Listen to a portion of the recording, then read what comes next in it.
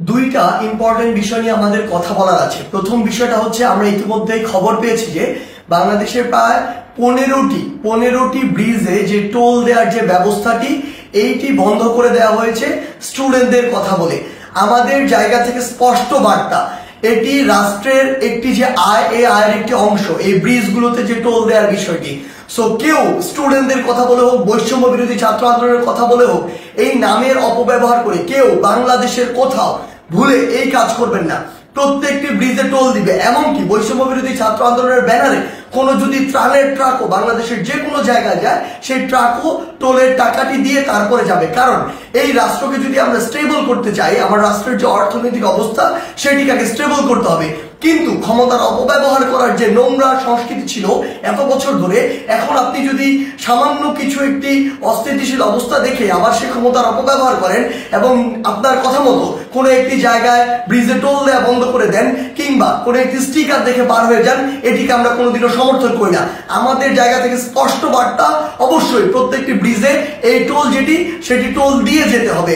এবং আরেকটি হচ্ছে যেটি, যখন এই ব্রিজে কোনো একটি গাড়ি এভাবে ত্রাণের কথা বলে বা অন্য কোনো প্ল্যাটফর্মের কথা বলে টোল ছাড়া চলে যাচ্ছে, আরো অনেক গাড়ি আসলে টোল ছাড়া এইভাবে ওই গাড়ির সাথে চলে যাচ্ছে। এই যে অপসংস্কৃতিটি কিংবা ক্ষমতার অপব্যবহারের যে নোংরা বিষয়টি, এটি আমরা কখনো সমর্থন করি না। রাষ্ট্রের যে আয়ের সেক্টরগুলো রয়েছে সেগুলো সুন্দরভাবে চলতে হবে রাষ্ট্রের সুন্দরভাবে চলার জন্য। আরেকটি গুরুত্বপূর্ণ বিষয় যেটি আমরা দেখতে পাচ্ছি, বিগত 16 বছরে আওয়ামী লীগ ফ্যাসিস্ট সরকার কি করেছে, তার ক্ষমতার অপব্যবহার করেছে। আওয়ামী লীগ বাদে অন্যান্য যত রাজনৈতিক দল ছিল, ওই রাজনৈতিক দলগুলোকে বিভিন্ন মিথ্যা মামলা দিয়েছে, হয়রানি করেছে, চাঁদাবাজি করেছে কিংবা তাদেরকে এলাকা ছাড়া করেছে, যেটিকে আমরা কখনোই সমর্থন করি না। বলেই আজকে 16 বছর পরে হলেও ছাত্র জনতার গণঅভ্যুত্থানের মধ্য দিয়ে আওয়ামী লীগের পতন হয়েছে, আওয়ামী লীগ দেশ ছাড়া হয়েছে। কিন্তু আজকে যদি এই গণঅভ্যুত্থানের পরেও আমরা দেখি অন্য কোনো একটি দল বা অন্য কোনো একটি দলের নেতাকর্মীরা ঠিক একই কাজটি করে, তাহলে আপনারা এই আওয়ামী লীগ থেকে কি শিক্ষা নিলেন?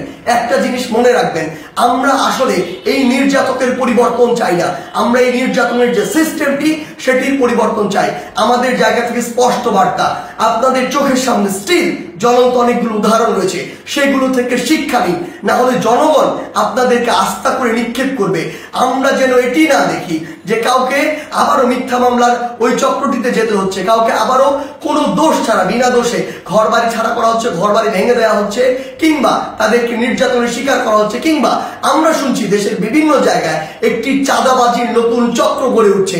আমরা আপনাদেরকে স্পষ্ট করে বলতে চাই, আমরা আমাদের জায়গা থেকে বৈষম্য বিরোধী ছাত্র আন্দোলন এই সকল ক্ষমতার অপব্যবহারের বিপক্ষে, এবং আমরা এগুলোর বিপক্ষে সবসময় কথা বলে যাব। আপনাদের সহ আপনাদের যারা স্টেক হোল্ডার রয়েছে, যারা আপনাদেরকে এগুলো করার জন্য আসলে উৎসাহ দেয় কিংবা আপনাদের ওই সমর্থক গোষ্ঠী যারা চুপ করে থাকে, তাদেরকে বলছি, জনগণ যদি একবার এই সকল সেন্টিমেন্টের বিরুদ্ধে দাঁড়িয়ে যায়, তাহলে আপনাদের অস্তিত্ব সংকটে পড়বে। তাই জনগণের চাওয়াটার কথা চিন্তা করুন, সময়ের দাবির কথা চিন্তা করুন। যদি আপনার নাম ভাঙিয়ে কিংবা আপনার কেউ একজন রুট লেভেলে এই কাজগুলো করে, দিন শেষে ব্লেম কিন্তু আপনার উপরেই আসে। সো এই জিনিসটি মাথায় রেখে পুরো বাংলাদেশে এই যে নতুন আরেকটি 16 বছরের যে বিভিন্ন চিত্র ছিল, উদাহরণ ছিল, সেগুলোর যে নতুন আরেকটি এক্সটেনশন কেউ কেউ তৈরি করছে নতুন করে কিংবা নতুন আরেকটি সংস্কৃতি কন্টিনিউ করার চেষ্টা করছে, আমাদের জায়গা থেকে স্পষ্ট বার্তা, আমরা এটি সমর্থন করি না। এবং আমরা অন্তর্বর্তীকালীন সরকারকে স্পষ্ট করে বলতে চাই, আইন শৃঙ্খলা রক্ষাকারী বাহিনীর মাধ্যমেও বিচার বিভাগের মাধ্যমেও যারা এই মিথ্যা মামলা থেকে শুরু করে চাঁদাবাজি, নির্যাতন, হয়রানি, ঘরবাড়ি ভাঙচুর এরকম কোনো কিছুর সাথে জড়িত, তাদেরকে স্পষ্টভাবে আইনের আওতায় আনা হোক। বৈষম্য বিরোধী ছাত্র আন্দোলনের পক্ষ থেকে কিংবা ছাত্র জনতার পক্ষ থেকে এর প্রতি পূর্ণ সমর্থন রয়েছে। ধন্যবাদ।